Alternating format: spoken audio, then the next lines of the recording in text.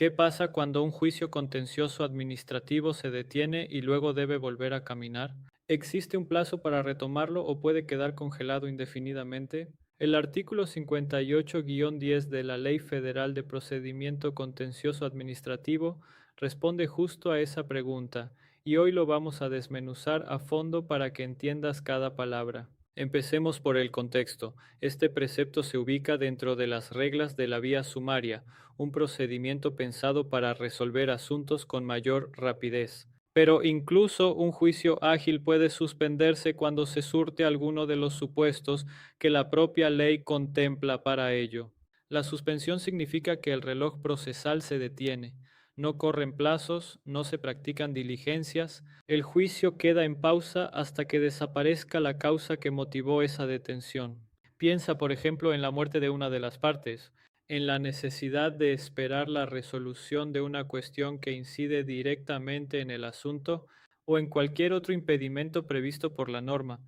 El corazón del artículo aparece cuando esa causa desaparece. En ese momento, quien conduce el procedimiento, es decir, la magistrada instructora o el magistrado instructor, debe dictar un auto ordenando la reanudación del juicio. Nota que la reforma del año 2026 actualizó la redacción para reconocer expresamente tanto a la magistrada como al magistrado, un ajuste de lenguaje incluyente que hoy es el texto vigente. Ese auto de reanudación no es un simple trámite, es el acto que reactiva formalmente el procedimiento y que además debe cumplir una obligación concreta.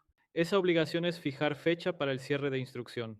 El cierre de instrucción es la etapa en que ya no hay nada más que probar ni alegar y el asunto queda listo para dictar sentencia.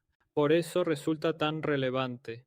Marca el tránsito de la fase de preparación hacia la resolución. La ley ordena que esa fecha se establezca dentro de los 20 días siguientes a aquel en que haya surtido efectos la notificación a las partes de la reanudación del juicio. Es decir, el punto de partida del plazo no es el día en que se dicta el auto, sino cuando la notificación de esa reanudación ya produjo efectos legales frente a las partes. Ahora fijémonos en una expresión que la ley usa con cuidado.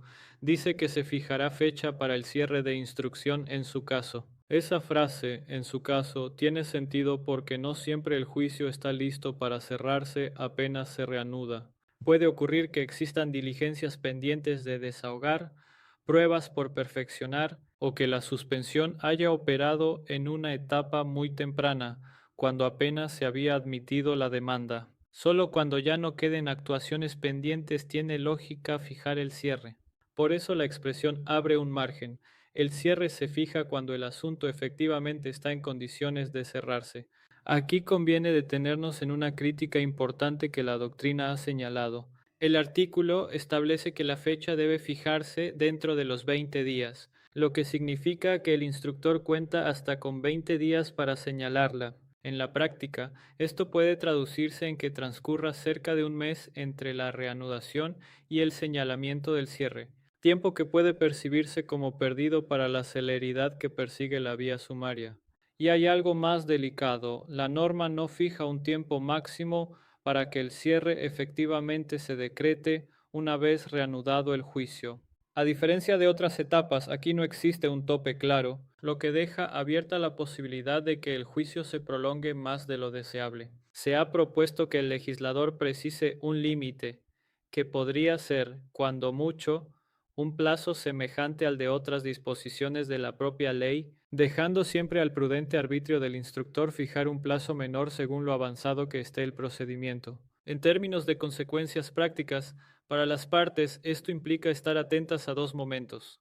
Primero, cuando surte efectos la notificación de la reanudación porque de ahí arranca el conteo. Y segundo, la fecha que el instructor señale para el cierre, pues a partir de ese cierre el asunto queda listo para sentencia. Vigilar estos plazos permite exigir que el juicio no se estanque sin justificación. Ahora la clave en tres pasos. Primero, el instructor dicta el auto de reanudación cuando desaparece la causa de suspensión. Segundo, dentro de los 20 días siguientes a que surta efectos la notificación, debe fijar fecha para el cierre de instrucción. Tercero, ese cierre procede en su caso, es decir, cuando ya no hay diligencias pendientes por desahogar. En resumen, el artículo 58-10 garantiza que un juicio suspendido no quede en el olvido, ordenando reactivarlo y señalar su cierre con un plazo definido. Si este análisis te resultó útil, suscríbete a la Academia de Amparo y Derecho, activa la campana y acompáñanos a desmenuzar artículo por artículo toda la Ley Federal de Procedimiento Contencioso Administrativo.